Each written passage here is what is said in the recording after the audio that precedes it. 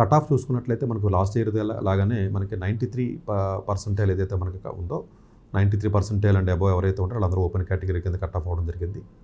జనరల్గా ఓబీసీ కానీ ఈడబ్ల్యూఎస్ కానీ ఎప్పుడు కూడా సమానంగా ఉంటాయండి. 79-80% రఫ్గా ఈడబ్ల్యూఎస్ అంటే 80-79 రెండు ఈక్వల్గానే ఉంటాయి. 80% వరకు కూడా మనకి 80-93 మధ్యలో ఎవరైతే ఉన్నారో వాళ్ళందరూ కూడా అటు ఓబీసీ కానివ్వండి, అటు ఈడబ్ల్యూఎస్ కానివ్వండి క్వాలిఫై అవ్వడం జరిగింది అడ్వాన్స్డ్కి. సో ఎస్సీ ఎస్టీ కమ్యూనిటీ చూసుకున్నప్పుడు ఎస్టీ కమ్యూనిటీ 47% ఉందండి. అట్లాగే ఎస్సీ కమ్యూనిటీ 60 వరకు రఫ్గా 61-60 అలా ఉంది మనకి.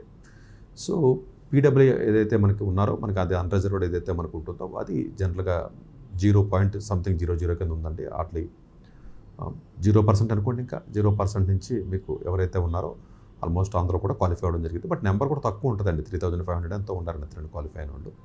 డెఫినెట్గా అది జీరో అని మనం తక్కువగా చూడకూడదు. ఎందుకంటే ఫిజికల్ హ్యాండిక్యాప్డ్ కానీ వీళ్ళందరికీ కూడా డెఫినెట్గా అది మంచి అవకాశం అంటే వాళ్ళు చాలామంది సరైనటువంటి ఈ యొక్క రిజర్వేషన్ వాడుకోవట్లేదు. కాబట్టి మరొక్కసారి నేను లాస్ట్ ఇయర్ కూడా చెప్పానండి, దయచేసి మీ రిలేషన్స్లో ఎవరైనా ఉన్నప్పటికీ కూడా, తెలిసిన వాళ్ళు ఎవరైనా ఉన్నప్పటికీ కూడా మీరు దయచేసి వాళ్ళకి మెసేజ్ పాస్ ఆన్ చేయండి. 0% ఉన్నప్పటికీ కూడా, ఈవెన్ 1% వచ్చినప్పటికీ కూడా వాళ్ళకి చక్కగా అడ్వాన్స్డ్ రాసే అవకాశం ఏదైనా ఐఐటీలో చదివే అవకాశం ఉంటుంది. డెఫినెట్గా అది భగవంతుడు వాళ్ళకి ఇచ్చినటువంటి లోపం కాబట్టి వాళ్ళని సొసైటీ మనందరం కూడా డెఫినెట్గా మనం ఆదుకోవాల్సినటువంటి అవసరం ఉంది. కాబట్టి నిజమైన రిజర్వేషన్ సిస్టము లేకపోతే నిజంగా మనం హెల్ప్ చేయాలనుకున్నట్లయితే డెఫినెట్గా పీహెచ్ క్యాండిడేట్స్ ఎవరైతే ఉన్నారో వాళ్ళు ఇది చాలామంది ఎవరైతే కొంచెం మెంటల్ హ్యాండిక్యాప్డ్ కానీ, ఫిజికల్ హ్యాండిక్యాప్డ్ కానీ, లేకపోతే ఏదైనా ఆల్జీమర్స్ సంథింగ్ ఎనీథింగ్ ఉన్నట్లయితే వాళ్ళని కొంత జాగ్రత్తగా జస్ట్ ఏదో కొంచెం ఈజీగా 4-5 చాప్టర్లు చదువుకుని వెళ్ళి జాతక పర్సెంటేజ్ తెచ్చుకుని వెళ్ళినట్లయితే తర్వాత వాళ్ళు ఏదైనా మంచి ఎన్ఐటీలో కానీ ఐఐటీలో కానీ వెళ్తారు. అక్కడే సరే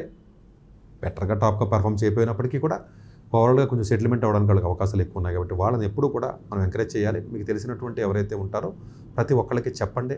నేను ఎవ్రీ టైం చెప్తున్నాను, పీహెచ్ స్టూడెంట్స్ చాలామంది ఉపయోగించుకోలేకపోతున్నారు ఈ ఉన్నటువంటి రిజర్వేషన్ని. సో ఆ విధంగా మనకి ఎందుకంటే ఒక్కోసారి సీట్లు మిగిలిపోతున్నాయండి, అది నా బాధ.